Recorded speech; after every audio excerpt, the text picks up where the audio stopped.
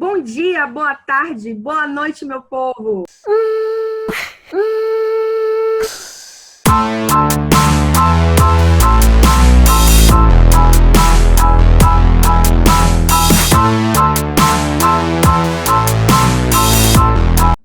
E hoje nós vamos falar um pouco sobre audiência nos juizados com o nosso convidado especial, Pedro Mascarenhas, que é o presidente do CCJA, o Conselho Consultivo da Jovem Advocacia da OAB de Feira de Santana, que voltou a pedidos, principalmente os nossos. Você que assistiu o último podcast sabe, o último podcast com ele, sabe que a gente pediu bastante para voltar, porque o bate-papo foi maravilhoso. Hoje eu acho que a gente tem uma convidada especial aí também, né, Rai? Temos Meg? Tem. Meg tá aqui hoje. Tá aqui para ver se ela fica quietinha no meu colo.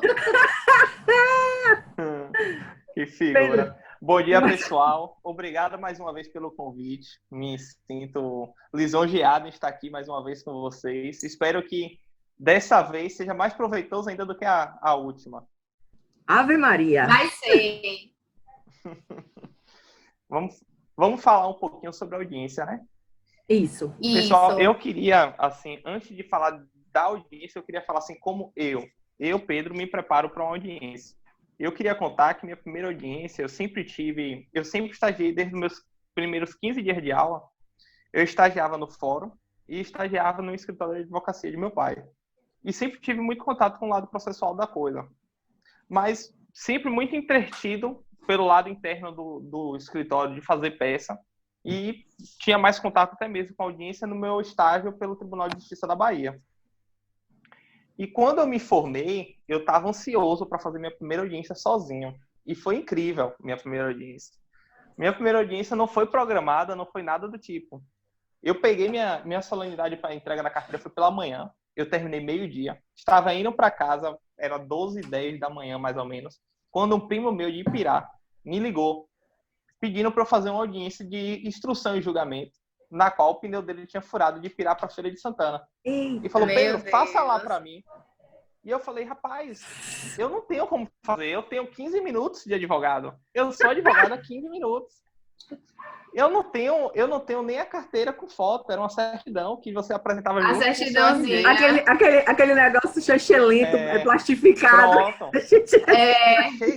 Eu cheguei na audiência de instrução na Justiça do Trabalho e falei assim, meu Deus, não sei para onde vai. Ele me explicou no caminho entre o fórum e a Justiça do Trabalho, em 5 minutos, sobre o caso.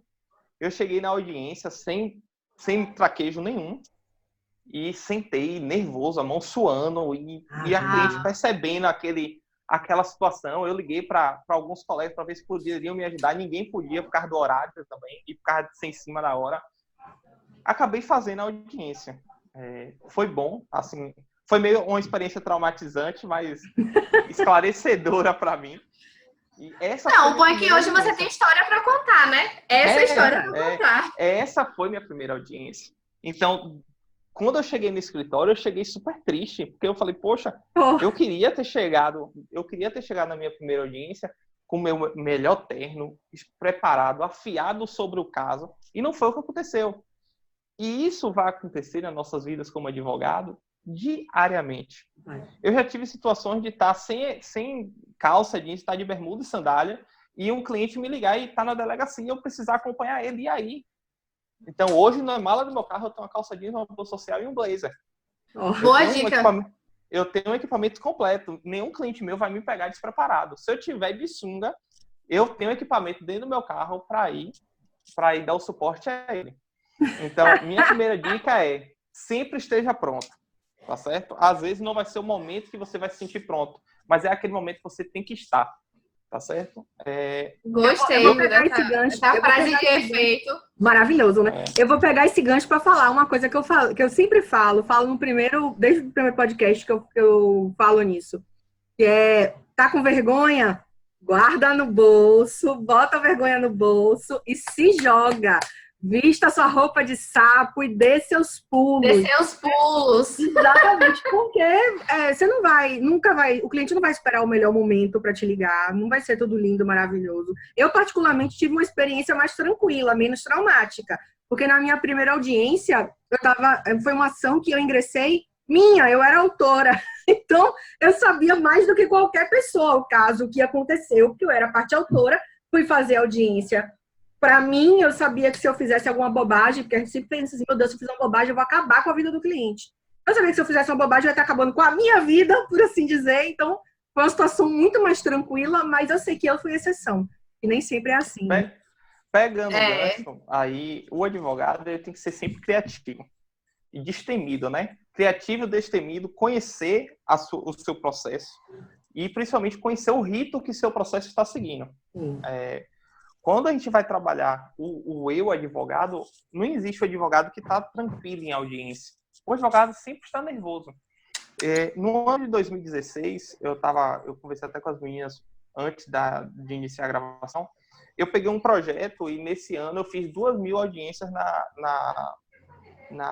no juizado especial daqui de Feira. Foi um ano extremamente corrido para mim, porque era audiência, tinha dias que a gente tinha 30, 40 audiências, na qual eu era autor da demanda. Não autor, o advogado que... O advogado não autor. E foi um ano que, tipo assim, eu entrava em cada audiência nervoso. Nunca entrei em audiência calmo. E eu quero terminar minha profissão, falar assim, não, hoje eu vou me aposentar, que eu, na verdade, eu acho que esse dia nunca vai chegar, que eu acho que advogado não se aposenta. Ele diminui o ritmo de trabalho. Verdade. Mas esse friozinho na barriga que faz a profissão valer a pena. Eu sou fanático, eu não me vejo fazendo outra coisa sem ser advogado, nunca fiz um concurso, não pleiteio essa carreira. Meu objetivo é ser advogado. E quando as pessoas conversam comigo, eu falo, rapaz, a audiência, para mim, é o ápice do processo, é onde eu me divirto. A parte chata é você fazer petição. A parte de você debater, conversar com o juiz, com o colega, é a parte divertida. E você tem que estar com esse friozinho na barriga. O nervosismo vai lhe atrapalhar quando você tiver um bloqueio de fala, quando você não conseguir raciocinar o que você pensar, você não conseguir botar para fora, você acabar prejudicando o seu cliente por um nervosismo. Mas o frio na barriga, você saber respeitar a sua limitação, é algo essencial no curso do processo. O que é que eu, Pedro, faço? Tem processos e processos. Tem aqueles processos que você fica extremamente nervoso. Quando acontece isso, eu me debruço sobre o processo. Eu não estou falando 1 dia, 2 dias, 3 dias, não. Quando a audiência caiu, sei lá, para março do ano que vem, eu já estou desde hoje, eu faço o download, como a gente está sempre com o celular na mão, eu tenho a mania de ficar com processos, eu tenho um grupo comigo mesmo no WhatsApp, que eu boto salvar tudo.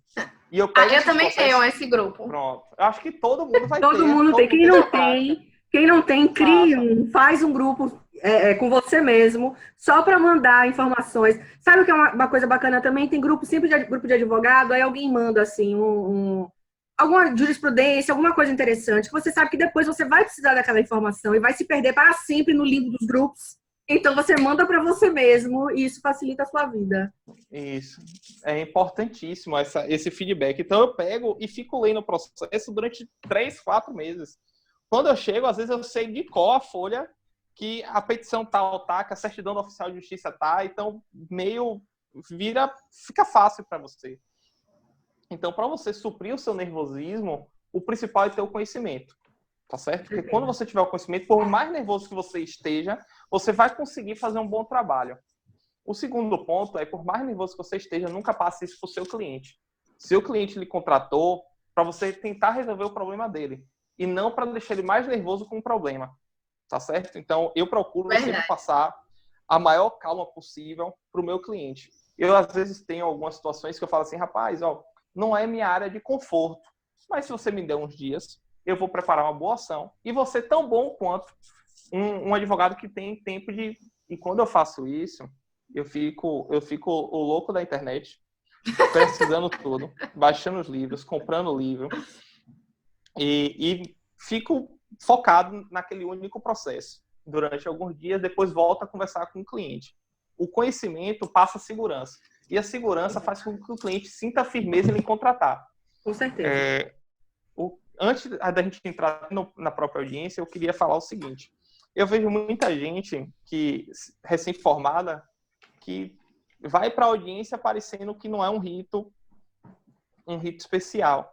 A gente que trabalha com a justiça, a gente tem que se vestir conforme um mínimo não vou dizer assim com um mínimo de vaidade, mas com um mínimo de zelo. Exatamente. Por exemplo, eu no meu dia a dia, quando eu não tenho audiência, eu uso um blazer. Eu uso blusa social, blazer, mas no dia que eu tenho audiência não existe. Eu tô de gravata, tô formal, é um ato solene, por mais que seja no juizado, mas é um ato solene que o cliente da gente contrata, já pensou você chegar lá, o cliente lhe pagou para isso, você chegar lá de blusa polo, como às vezes a gente vê no juizado aqui de Feira de Santana, blusa polo, tênis e calça jeans. Poxa, você é advogado, você não é parte do processo. E eu tive uma escola dentro de casa que sempre falou, advogado, ele tem que se vestir como advogado. Você tem que passar na rua e o pessoal tem que falar, ó, esse aí é advogado. Ali é advogado. Porque eu quero que eu diga, advogado é advogado 24 horas. Não existe... Eu falo sempre pro meu cliente, ó, eu tenho finais de semana, mas se for urgente, me ligue. Não tenho essa. Pode ligar. Se for, ou se você não tiver pressa, pode mandar mensagem sábado e domingo, não me incomodo. Vou lhe responder na segunda. Mas se for urgente, me ligue. Eu vou lhe atender. Claro. Tanto que quando eu tenho essa conversa logo na contratação, eu não tenho problemas posteriores, porque eu falo logo, você se lembra da nossa conversa? E eu boto no meu contrato também. Meu contrato de honorário diz que eu trabalho de segunda a sexta, boto até às 17 horas, não boto até às 18, porque tem muita gente que já bota das 18 e já estende. Eu boto no meu contrato de trabalho, mas digo que em caso de urgência, ligar para um número específico, que é meu número pessoal. E explico para ele essa questão. Eu falei, ó, meu número pessoal é esse. Se passar, se você precisar, pode me ligar. É 24 horas no ar. Para o cliente se sentir a segurança de falar, poxa, pelo amor de Deus, se eu tiver uma insegurança, alguma coisa, alguma dúvida, eu vou conseguir falar com ele qualquer hora. Tá certo? Eu acho que a gente devia... Eu já estou idealizando um próximo podcast aí, a gente falando sobre atendimento ao cliente e contrato de honorários, a importância de fazer contrato de honorários, que tem gente que crê e ainda não faz. A gente pode fazer um podcast só falando sobre isso. Por exemplo, contrato de honorários é uma situação que, por exemplo, o meu me dá poder de uma execução específica, porque o Código de Processo Civil permite uma execução com rito próprio, desde que seja acordado entre as partes. Então, meu contrato de honorários tem um rito de execução próprio, que eu e meu cliente escolhemos aquele rito processual. E também, além disso, tem a questão de, em caso de acordo, as primeiras parcelas são meus honorários. Eu não recebo fracionado com ele, eu recebo as primeiras parcelas. Então, isso tudo eu explico para o meu cliente no momento da contratação, porque, observe, se a gente fizer um acordo de R$300, eu vou receber o quê? R$40 por mês durante 10 anos? Entendeu? Se ele fizer um acordo, por exemplo, uma dívida de 30 mil, ele faz em parcelas de R$300. Você vai ficar recebendo assim? Aí você fala, não, as primeiras parcelas são minhas, porque os honorários têm caráter alimentar. Aí eu explico sempre essa questão. E depois que tá dos meus honorários, a parte é sua. Ou se não, eu deixo, a gente conversa para balancear melhor a questão das parcelas. A questão de contrato de honorários é bem interessante. Vocês fazerem comigo ou com qualquer outro, é interessante. Sim, a gente pode fazer. Vamos fazer. Só sobre contrato de honorários. Eu acho que atendimento ao cliente é bacana também. Isso tudo que o Pedro está falando é uma tecla que a gente sempre bate, sabe? Como você se portar, não só em audiência, mas com o cliente em qualquer lugar. Eu já comentei com vocês uma vez falando sobre questão de como você está vestido. Fiz até uma brincadeira, eu vou explicar para caso alguém não tenha assistido, porque foi no nosso primeiro podcast, já tem um tempinho. Eu vou usar aqui, ainda mesmo tenho esse copo, então eu vou usar esse copo como exemplo. Digamos que eu queria vender esse copo, certo? O que eu faria com esse copo? Eu botaria ele numa vitrine linda, uma boa iluminação, certo? Eu botaria ele em destaque, para ele ficar lindo, para todo mundo olhar e falar, meu Deus, é o melhor copo do mundo, é o copo mais lindo do mundo, eu quero esse copo, certo? A gente, advogado, vende serviço. A gente presta serviço. O pessoal não gosta muito de falar, juntar advogado e venda, porque aí pensa logo em captação de clientes, não sei o quê, né? Mas, na verdade, a gente vende serviço. A gente trabalha com serviço. Então, o que você colocaria na vitrine do seu serviço? É você, é sua imagem, entendeu? Então, imagine, o cliente está ali, o cliente na audiência, creia, o advogado, o jovem advogado vai estar nervoso? Vai. O cliente vai estar muito mais. Porque ele não sabe como é, ele tem medo. Tem vezes que o cliente fica assim, ai, e se eu falar alguma coisa errada? Vão me prender? Imagine. Porque o cliente, ele tá desconfortável. O cliente tá desconfortável, ele tá nervoso, ele tá muito nervoso. Então, o que importa é você estar confiante. Mesmo que você esteja com medo, tá agoniado, nervoso também, com frio na barriga, faz parte. Mas você tem que transmitir calma para o seu cliente. Você tem que acalmar seu cliente. Se preparar, tá com o porte de um advogado de respeito, um advogado sério, entendeu? Eu não tô falando também para você ser sério o tempo todo, não pode interagir, não pode dar risada. Não, não é isso. Mas você sabe, você passar um profissionalismo que vai acalmar o seu cliente e vai conseguir também que você faça uma audiência melhor, né? Assim, Exatamente. Você está preparado para fazer uma audiência, não quer dizer que o seu nervosismo vai sumir. O que a gente tem que fazer é trabalhar com esse nervosismo. Exatamente. Porque eu converso, por exemplo, meu pai tem 30 anos de profissão. E ele fala, no dia que eu perder meu frio na barriga, o que é que eu estou fazendo aqui? O que me dá a energia para eu fazer a audiência é esse friozinho na barriga. O friozinho na barriga é um nervosismo. Mas é um nervosismo que você trabalha por bem. Eu, por exemplo, quando eu estou nervoso, ou quando eu estou sob pressão, eu consigo render muito mais do que eu no meu estado normal. Então, no estado relaxado. Eu consigo trabalhar sob pressão. Então, tipo assim, como eu já sei que eu tenho essa característica, quanto mais pressão eu tenho, melhor meu trabalho fica. Eu fico mais atento, eu fico mais esperto. Mas o que é importante você saber, você pode estar esperto com a audiência, mas a gente tem que saber que quem está sentado do outro lado é nosso adversário, mas é nosso colega. A audiência termina e as amizades ficam. Por que eu falo isso? Porque eu sempre entro na audiência com o espírito de ganhar. As meninas me conhecem aqui, tanto quanto a Raíza quanto a Simone. Eu falo que tem horas que eu fico no embate, mas o embate na audiência é crucial. Mas o espírito de guerra, não. Observe, eu sempre faço, eu costumo mexer muito no psicológico das pessoas que estão fazendo audiência comigo, que é uma característica minha que eu sei que a maioria das pessoas não gosta de trabalhar sob pressão. Eu gosto. Então, eu pressiono as pessoas que normalmente eu vejo que elas saem um pouquinho da sua zona de conforto. E essa é um padrão. Você tem que criar o seu. Você não gosta de se sentir, você não gosta de trabalhar sob pressão, como é que você cria essa pressão sua? Pronto, já que você não gosta. Então, observe, já que você não gosta de trabalhar sob pressão, você tem que descobrir seu mecanismo, que as pessoas, por exemplo, você sentar em audiência contra uma pessoa que lhe bota pressão, você vai sair um pouco da sua zona de conforto, talvez você não faça a audiência que você está preparada para fazer. Não, eu vou querer chorar. Entendeu? Eu vou querer chorar, eu vou sentar literalmente e chorar. E aí que tá, esse é um ponto importante. Ó. O Pedro, por exemplo, ele está dizendo que ele trabalha melhor sob pressão. Eu costumo trabalhar bem sob pressão também, depende. Assim, depende da pressão também, né? Porque quando eu tô com muita raiva, o negócio sai de baixo. Mas o que acontece? Não tem problema, cada pessoa é de um jeito. Ninguém nasce sabendo tudo. Então, sempre uma pessoa vai ter mais facilidade de falar em público, a outra vai ter mais facilidade de improvisar, a outra vai ter um raciocínio mais rápido sob pressão, mas aí a outra vai escrever uma peça como ninguém. Cada um tem seus pontos fortes e os pontos fracos. O importante na sua profissão é você analisar, faz uma autoanálise, ver em que você é bom, quais são os seus pontos fracos, para melhorar seus pontos fracos, porque ninguém nasce sabendo nada. Então, se você vê, eu fico muito nervoso, eu estou muito inseguro, eu sei que se o outro advogado me pressionar, eu vou querer sair correndo, trabalhe isso. Veja como você pode melhorar. Isso é um trabalho que, na verdade, é de autoconhecimento, né? Você tem que saber, poxa, eu gosto de trabalhar sob pressão, então eu mesmo me coloco sob pressão. Pronto. A Rai não gosta. Então, ela tem que saber as formas de tirar a pressão, de levar. Então, tipo assim, o autoconhecimento vai fazer você ser um profissional melhor. E, por exemplo, quando você falou, falar em público e tal, tem algumas barreiras que nossa profissão exige que seja ultrapassada.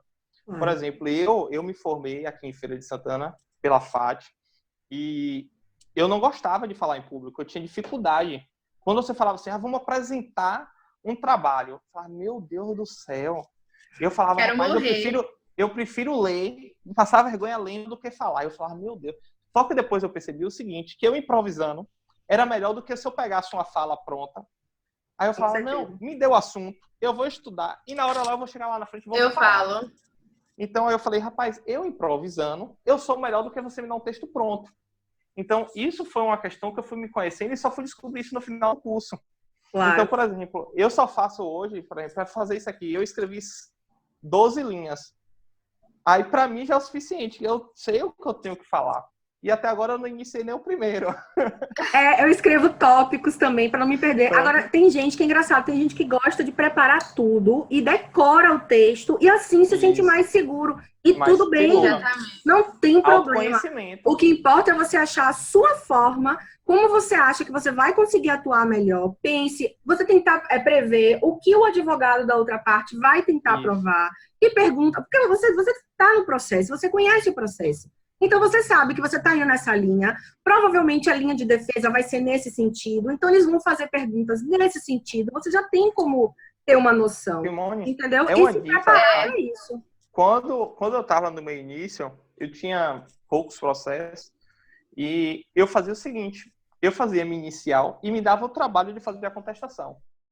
Olha que bacana. E o que é que eu fazia? Quando a contestação do outro colega chegava na audiência melhor do que a que eu fiz, eu ficava chateado, porque eu achava que minha contestação tinha que estar melhor do que a dele.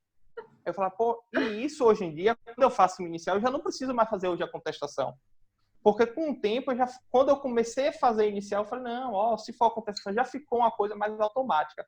Mas no início, de fato, eu pegava a minha inicial e pegava, finalizava, via os documentos e fazia uma contestação formal, preenchia cabeçalho, tudo certinho, endereçamento, preâmbulo, fazia preliminar, fazia tudo. E às vezes imprimia e levava para a audiência para ficar, fazendo o quadro comparativo. Depois que eu percebi que eu podia fazer na inicial com um pouquinho mais de experiência, eu deixei de ter essa prática. Mas eu achei, para mim, profissionalmente, eu achei que foi de grande valia. Com certeza, assim, já está treinando uma contestação para quando eventualmente fosse advogado do réu, você já sabe fazer uma contestação. Isso. Então, olha, quando você está aproveitando a oportunidade para ter 2 aprendizados. Com certeza. O que acontece? Vai, Rai. Eu ia falar, sabe o quê? Como a gente já está quase finalizando, para a gente chegar ao ponto, pronto, tem audiência. O que é que eu vou fazer nessa audiência? O que é que vai acontecer? Qual é o passo a passo da audiência de conciliação no juizado? Só para a gente finalizar com o tema. O que é que eu faço chegando no juizado? Vou dar o exemplo aqui de Feira de Santana. Primeira coisa que eu faço é eu entro com a pasta do meu cliente, eu identifico qual é a sala e qual é o conciliador que vai fazer minha audiência. Depois disso, eu sento com o meu cliente, eu chego sempre com meia hora de antecedência ou mais da audiência e converso com ele e explico o que é que vai acontecer, para ele sentir a segurança que eu sei o rito. Depois que eu faço isso, eu vou, no primeiro intervalo entre uma audiência e outra, cumprimento o conciliador e digo que vou ter uma audiência com ele. É o primeiro passo para ele me identificar. É um ato que eu faço todas as vezes que eu vou no juizado. Quando eu entro na sala, o primeiro passo é você identificar onde está o juiz para saber onde sentar. O autor sempre vai sentar do lado direito do juiz, réu sempre do lado esquerdo do juiz. Certo? Do juiz, não é da sala. O que é que acontece? Você vai entrar, como eu disse no vídeo anterior, eu deixo para me manifestar em audiência, mas não quer dizer que eu vou ler a contestação só em audiência. Eu já chego na audiência, já li a questão da contestação, já vi os documentos, mas só me manifesto em audiência. Isso é o que eu escolhi para fazer. Eu acho que é mais proveitoso a questão do seu tempo e a questão também que você sempre aprimora um pouquinho a questão da sua oralidade. Você vai falando um pouquinho um dia, fala um pouquinho, depois você está criando um texto que o conciliador, tá bom, doutor. E aí que você vai criando um pouquinho mais de traquejo dentro do juizado. Quando você vai se manifestar de uma contestação, a primeira coisa que eu olho é sempre o preâmbulo da peça contestatória, eu quando autor. Eu vou dividir em 2 momentos, eu quando autor e eu quando réu.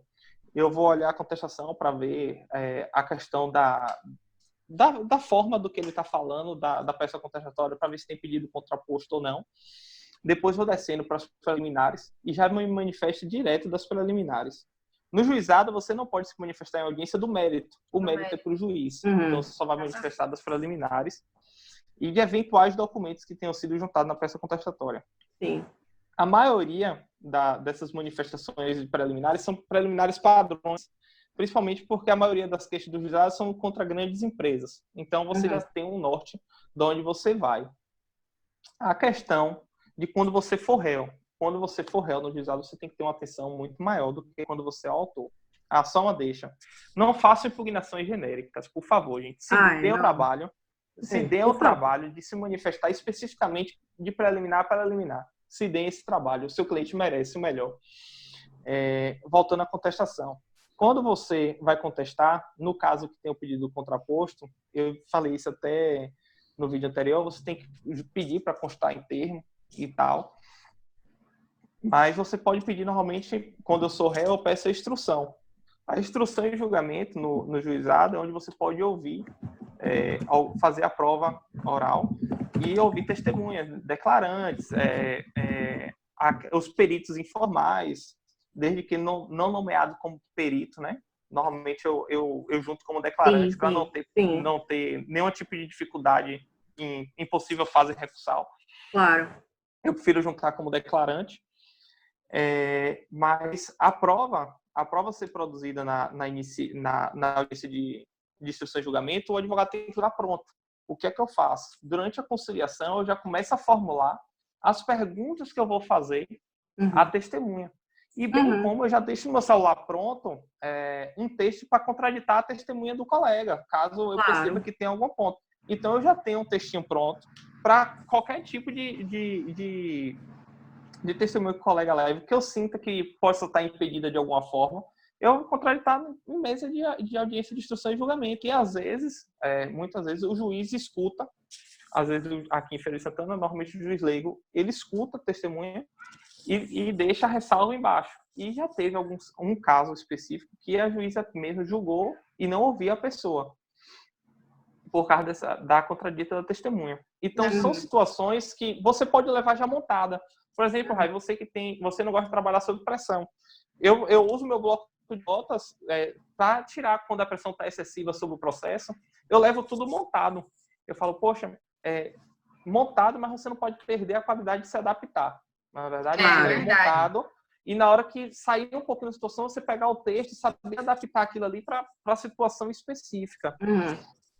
Quando eu vou fazer audiência, eu sempre faço um roteiro. Eu me manifesto antes. Você gosta de se manifestar em mês de audiência? Eu não. Eu olho a contestação antes, faço a manifestação, protocolo, levo anotado no caderninho um roteiro da audiência, o que pode acontecer, se o réu não for, artigo de revelia, tudo. Eu levo tudo anotadinho, porque... O que é que eu faço? Por exemplo, eu tenho da revelia, para contraditar a testemunha, tenho algumas preliminares já feitas no meu celular. Mas eu nunca usei esse texto 100% na hora. Eu sempre peguei esse texto como um norte, para você na hora não ficar procurando. Por exemplo, eu gosto de citar muito artigo na minha questão quando eu vou manifestar oral. Então, quando eu vou fazer isso, eu já tenho que ter um artigo, porque se eu for sair procurando, ou se eu não conseguir gravar todos, na hora eu vou acabar atrasando a audiência. A gente sabe que a gente atrasa o resto do dia do conciliador, atrasa a vida de todos os colegas. Então, eu procuro ser o mais célere possível, mas dentro do devido processo legal, o mais completo possível. E no juizado, é muito fácil você tirar o seu colega ou a testemunha da sua zona de conforto, porque quem está ali conduzindo a audiência não é o juiz, é um juiz leigo, às vezes é um conciliador. Então, são pessoas que às vezes não têm o poder para decidir em mesa de audiência. Às vezes até tem, juridicamente falando, mas o juiz dá orientação que não. Então, aqui em Feira, por exemplo, tem juiz que dá orientação para o juiz leigo fazer certas coisas, tem outros que não. E isso é normal, é metodologia de trabalho. Sim, claro. E você saber trabalhar e lidar com essas situações, conhecer o juiz que vai julgar sua demanda. Por exemplo, quando eu sou réu, eu preparo minha contestação como determinado juiz vai julgar, porque eu sei que ele presta mais atenção do que o outro. Tem juiz que eu sei que vai ler minha contestação integral. Tem outros que eu sei os pontos que ele vai ler, porque eu já vi o jeito que ele traz na sentença. Então, você saber com quem você está trabalhando, às vezes você tem que preparar a sua defesa com a perspectiva do julgador, para facilitar e você ter mais chance de ganhar. Outra Isso coisa, é essencial. Juiz, né? E você preparou. Adianta uma causa simples, você faz uma peça inicial de 50 laudas. Gente, se você fosse o juiz, seja sincero, você ia ler? Não ia. Então, para que ele vai escrever? Eu digo assim, num caso simples, que não tem necessidade, entendeu? Porque dependendo da complexidade do caso, né? Eu não sei. Mas num caso simples, para quê? Sabe, simplifica a vida. Se você acha que o juiz vai ter aquela facilidade, vai entender melhor, o que importa é o seguinte, para o juiz só existe o que está no processo.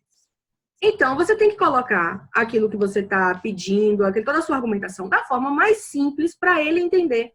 Entendeu? Levando ele durante o texto naquele raciocínio mesmo. Porque não adianta justamente você chegar na audiência e querer, não, minha peça está mais ou menos, mas na audiência eu explico. Mas na audiência vai ser um conciliador, vai ser um juiz leigo, talvez nem seja ele, e aí?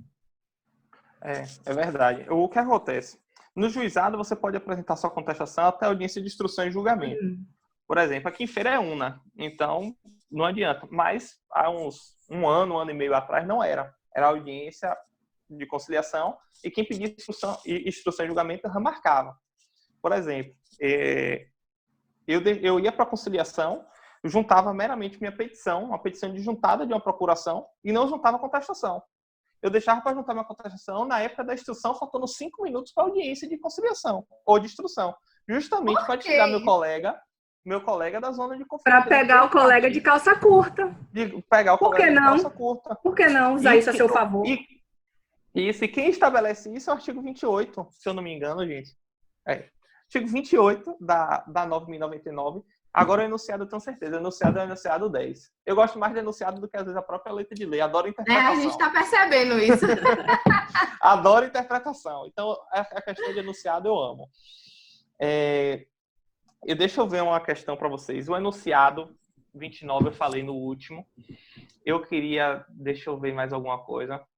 A questão da sentença. A questão da sentença tem algumas questões mais pontuais.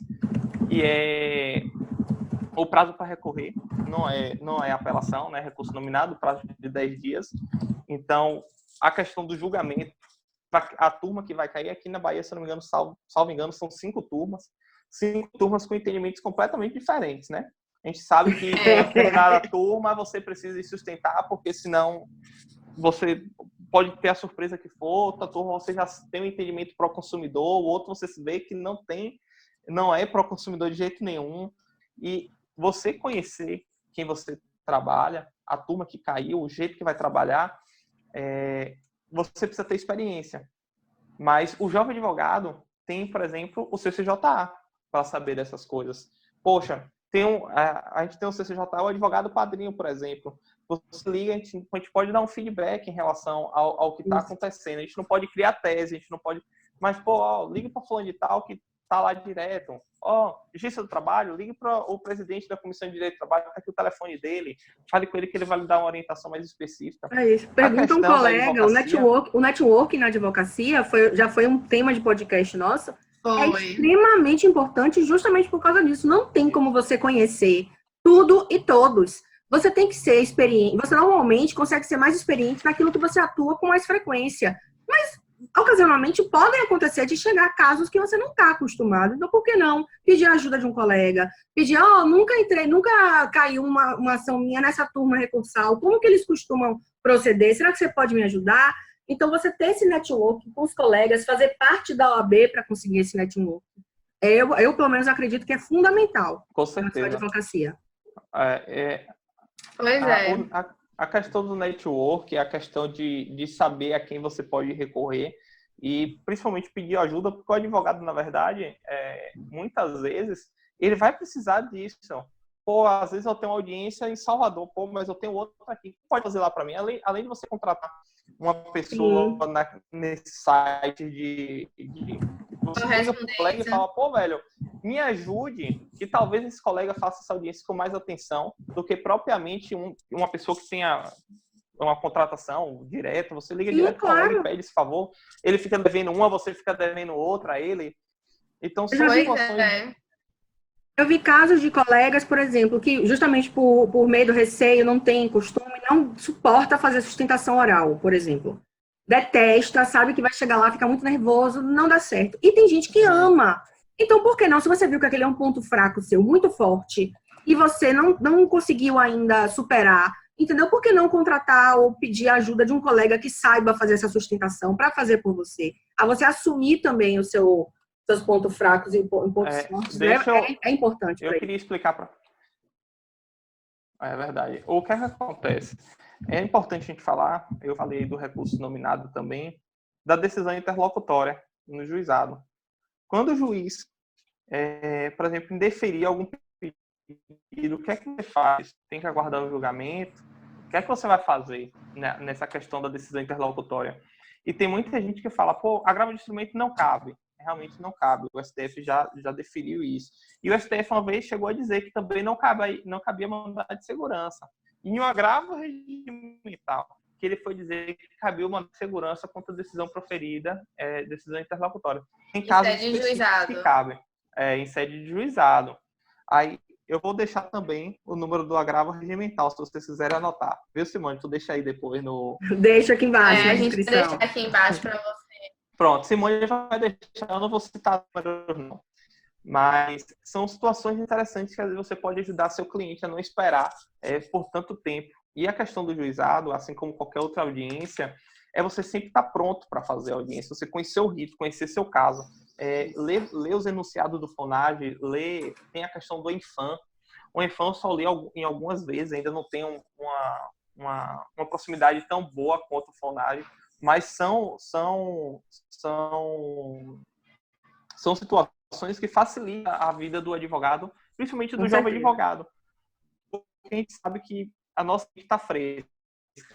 A gente chegou no mercado agora, da faculdade, tem advogados que estão atuando que nunca viram o Código de Processo Civil em sala de aula e estão aprendendo naturalmente. Né? Então, eu também não peguei em sala de aula, mas assim, logo quando eu me formei, foi prolatada a lei. Então, eu fui para fazer uma pós-graduação, mas não foi todos que tiveram essa oportunidade. E também muitos não quiseram. Então, a gente também tem que saber lidar, porque nossa cabeça está fresca. A gente tem como saber o rito, sem ser experiência, mas ter o conhecimento de lei. E o conhecimento de lei não é questão de experiência, é questão de vontade.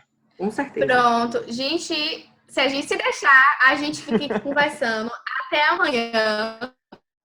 Inclusive, a gente já pulou o tempo da gente, que a gente tinha programado mais ou menos um podcast não muito longo. E ficou muito longo, então a gente vai começar se despedindo, doutor Pedro. Muito obrigada novamente pela participação. Como eu falei no último, você está intimado para participar de muitos outros. Só convidado. Simone, obrigada. Né? É isso aí. E é isso, pessoal. Como a gente falou aqui, foram dicas essenciais, que é basicamente preparação. Se prepara, entendeu? Tenha fé, faça o seu melhor, entendeu? Passe calma para o seu cliente. E frio na barriga e medo, todo mundo tem um pouquinho, então não tem problema não. Pessoal, queria agradecer mais uma vez a oportunidade. Queria dizer aos ouvintes que, já que é podcast, né? E que sempre contem com a gente. Membros da OAB, ou jovens advogados, ou colegas, contem com a gente. Prestem atenção nos seus processos, prestem atenção no rito. O jovem advogado tem mercado, os bons profissionais não ficam sem trabalho. Acreditem que vocês vão um dia colher os frutos, tá bom? Um grande abraço. Obrigada, gente. Não se esqueçam de se inscrever no canal, tá? Dá like aqui nesse vídeo pra gente. Compartilha com os amigos. Se quiser dar críticas construtivas, sugestões, dúvidas, tudo, comenta, sugestão de tema, sugestão de convidado, comenta aqui embaixo. E até a próxima semana, o próximo podcast. Tchau, pessoal. Tchau, Meg!